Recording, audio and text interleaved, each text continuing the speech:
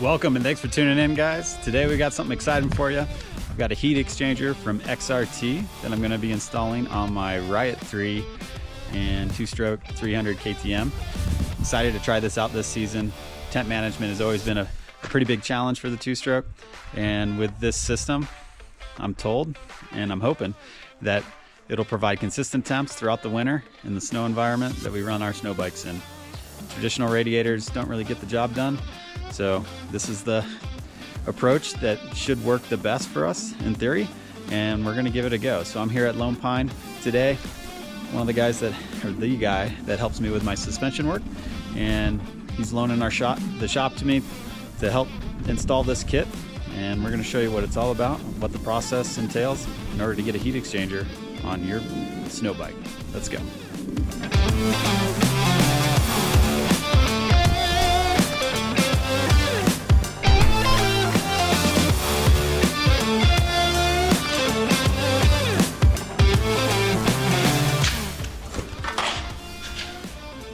Alright, so here's the heat exchanger from XRT. Got some nice craftsmanship here. Looking pretty good. I've been talking to Dave quite a bit on the install process for this thing. Hoping that everything goes smooth throughout the install. Got some nice hoses that we're going to be throwing on there as well. And we're doing the catch can. So this is a total radiator delete. This will remove the radiators from the entire system and give us the opportunity to just solely rely on the heat exchanger, not have to worry about radiators. Bring a lot of weight towards the rear of the machine, as well as hopefully manage our cooling to the best we can. All right, we're gonna get into it. All right, first up, we're gonna be popping some screws on this Riot3. We're finding that we do have a few rivets we're gonna have to pull in order to get this tunnel off the machine. The best way to do this is to remove the tunnel and approach it from the underside to make sure that we drill our holes accurately and make sure we have a secure and proper fit for that heat exchanger there. So we're gonna go ahead and start pulling some screws.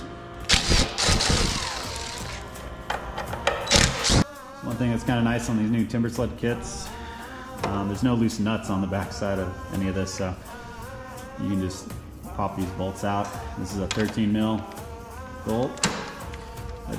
There's a couple of those we need to pull to get this tunnel off. A couple under the tunnel.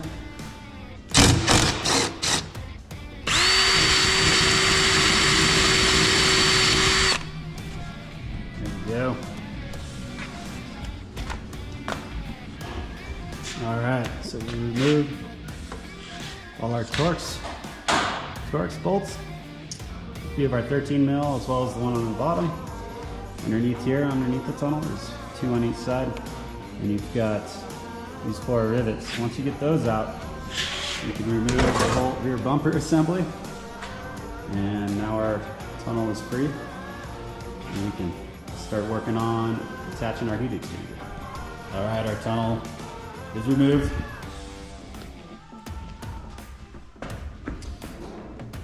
And Dave has a pretty nice graphs on his website, some graphics on there that lay out the dimensions of the tunnel cooler. So this heat exchanger and where the ports sit on the back of it. So I measured those out as close as I could get. Kind of knew where I wanted to put it, and I'm trying to get it as close to the front of the machine as possible, front of the skid. Marked out my center points, as well as kind of traced the inlet and outlet. So we're going to take a step bit, and we're going to drill these holes. All right, taking the drill to the tunnel. So we're going to get a pilot hole started with a small bit and work our way up to our step bit and try to have this as centered as possible.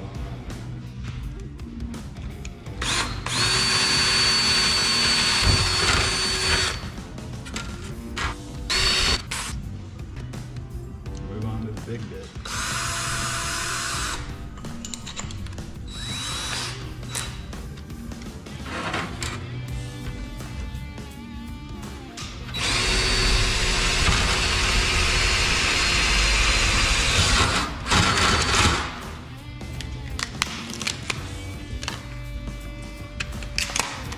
want to get yourself a decent step bit. Down to Ace Hardware, found this guy. This goes up to 1 inch, and we want to go to about 7/8. We're going to try that first before we go bigger and try to adjust this hole and see how that does, and see if we need to make any adjustments.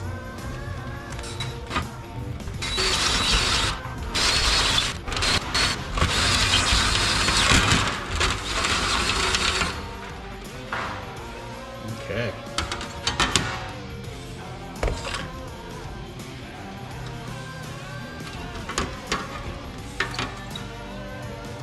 Looking pretty good. Clean that up. See how she does. All right, guys, so we've got our heat exchanger inlet outlet ports drilled into the tunnel, and the heat exchanger is now positioned. We use some double-sided Gorilla Tape to kind of just hold it in position while we drill our holes for the rivets. And we're using a 3/16 bit, and that's going to work with these rivets that I bought at Ace Hardware. Not expensive. They're actually say snowmobile rivets on them. Kind of cool. So you can take a look at those. Big head on it. And we're going to go ahead and pilot a hole. So a 3/16 hole. We're going to go through one side of the flange on one corner, and then we're going to try to do it on the other corner, so we can lock two sides down, two corners down, and get this thing secured so we can do the rest of them. The spacing on your rivets along the flange of the heat exchanger, Dave recommends going around 2.5 inches, so 2.5 inches per rivet. We'll mark those out once we get our corners kind of in place. And if you were to look into the flange of the heat exchanger, he actually has a relief line in there to kind of help with drilling and keep your drill bit centered. So he's doing what he can to make the process simpler on this install. And we're going to go ahead and get started and drill our first hole, put our first rivet in, and get things secured.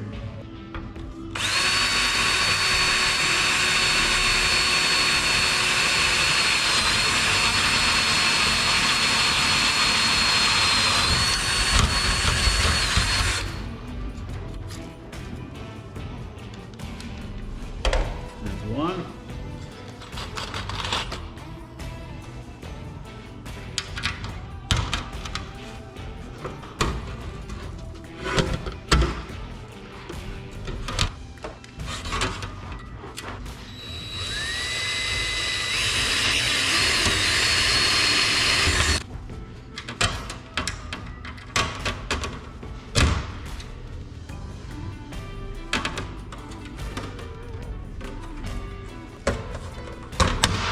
Yeah. There you go. Just gotta use my He-Man shirt on that. One rivet down.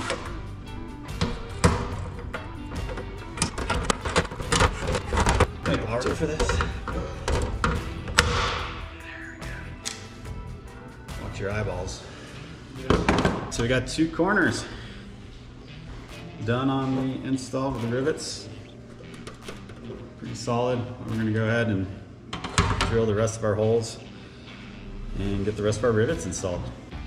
All right, we got all our rivet holes in.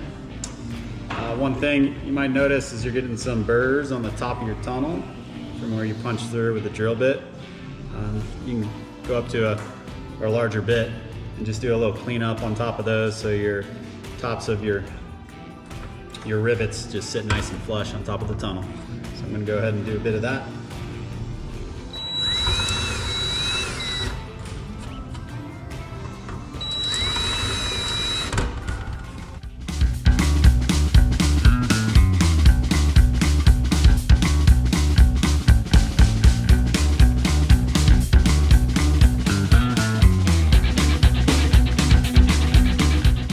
All right, guys, so we got the heat exchanger installed. It's on the tunnel. I've loosely remounted it back into the skid, into the frame of the Timbersled kit. So let's take a look at that real quick.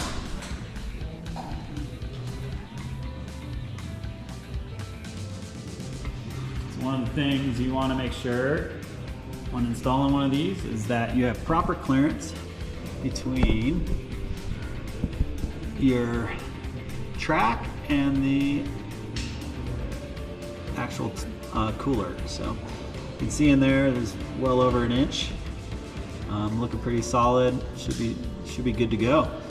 And you can double check this prior to riveting and everything on, but definitely ideal. Want to make sure you got adequate clearance between the track and the bottom of the cooler.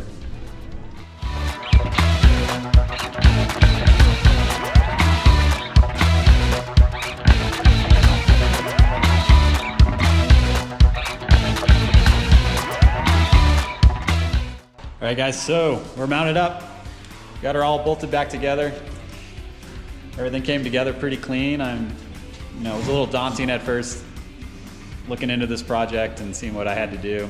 Removing the tunnel, had to figure it out. Got to commit to replacing some rivets, but after that, not a big deal. Some unique things about this cooler in this heat exchanger that XRT is making. It's quite different in design in terms of how the coolant flows through it. We've got an inlet and an outlet. A lot of traditional heat exchangers you'd see on a snowmobile and other equipment. Often the hot coolant goes through and then comes back to an outlet that's right near the inlet.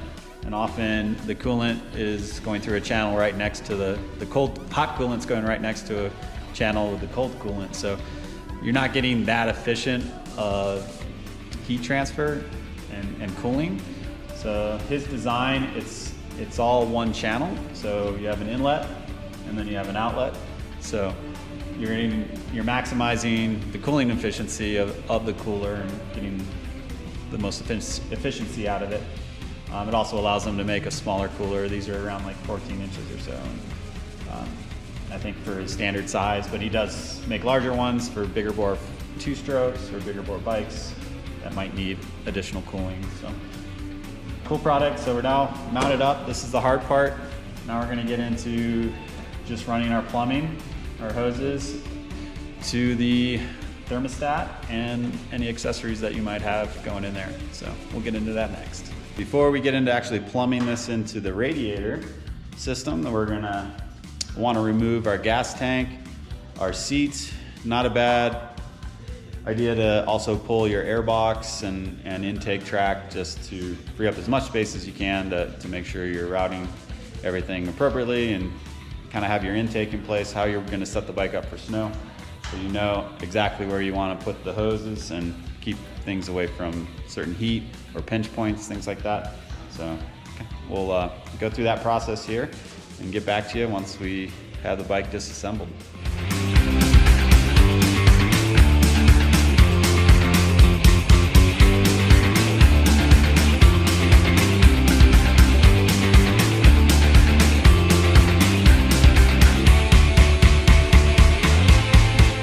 Pretty much all the body work, the gas tank. I've also fully removed the air box. That time lapse maybe showed you a little bit of that. So I've got my intake in there now, so I kind of know where that's sitting and where I need to route my hoses for the coolant system. At this point, I'm going to drop the coolant out of the bike, and then we can start to work on the plumbing and get that going and see how this is all going to line up once we get all the coolant out of it and the radiator's off, and see how this thing comes together.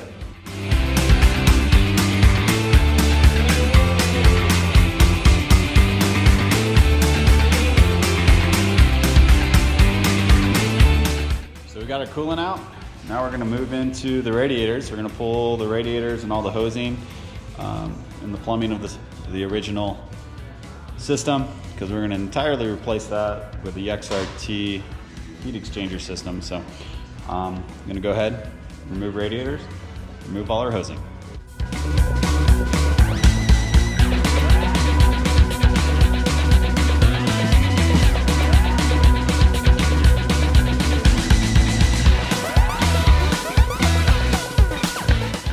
We've deleted our radiators, we've run our plumbing throughout the bike, and have our system installed. The XRT heat exchanger officially is installed.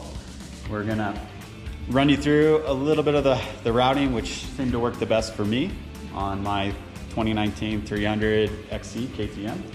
And I'm using a 2023 Riot3. So the new arrows, the new Riots should be the same kind of chassis and frame design. So this should be pretty similar on the newer models. But this is how I found it to come together best. So you look here, we've got our input and output for coolant. So the coolant's gonna flow through here. It's gonna go through the heat exchanger and then back to the motor nice and cool. I was able to route these through the frame here.